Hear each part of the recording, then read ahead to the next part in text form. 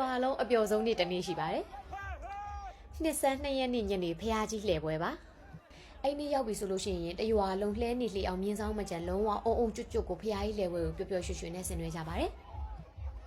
ပြပြတို့ရွာအလဲကောင်မှာတီထားကိုကိုွယ်တော်မူတဲ့မဟာလာဘမုနီချမ်းတိုင်းမြတ်စွာဘုရားဆိုလို့ရှိရင်နှစ်စဉ်နှစ်တိုင်းနှစ်ဆန်း3ရက်နေ့မှာဆိုလို့ရှိရင်ဆွန်လောင်းပွဲရှိပါတယ်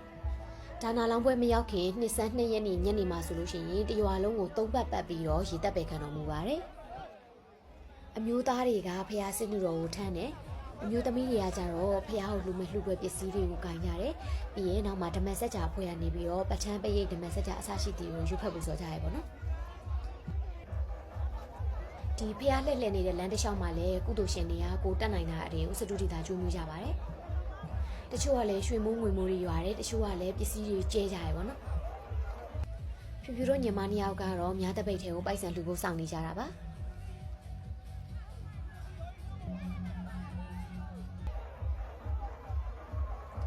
အိမ်တိုင်းကလူတွေကလည်းလမ်းဘက်ကိုထွက်ပြီးတော့ဖះကိုရေတက်ပဲရင်းနဲ့ဖူးမြော်ပူဇော်ကြပါတယ်ဒီဖះကြီးလေဝဲကပြူတို့ရွာမှာမဟာလာဘမုနီချမ်းသာကြီးမြတ်စွာဘုရားစတင်စံပေတော်မူတဲ့ချိန်ကနေစပြီးတော့နှစ်စဉ်တိုင်းကျင်းပလာတဲ့ပွဲတစ်ခုဖြစ်ပါတယ်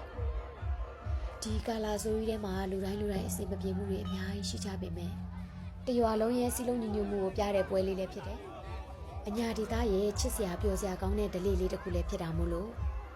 အကောင်းမြင်စိတ်လေးနဲ့ပဲကြည့်ပေးကြဖို့လူတိုင်းကိုမြတ်တာရက်ခံပါလိမ့်ရှင်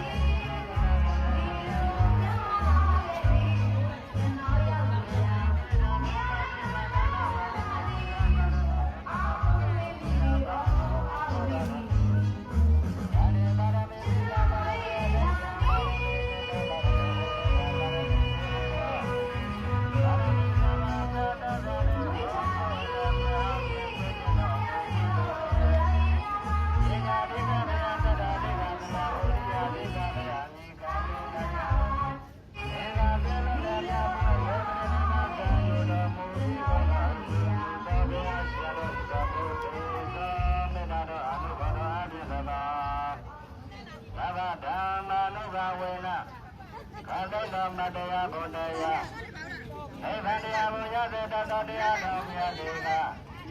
ဝိမောတေရတာပြဓမ္မဓမ္မဝိနည်းဖြင့်ငါရပိဋကာဖြင့်သုံးသနိကာဖြင့်ငါးဓာအင်္ဂါဖြင့်ကိုးဓာ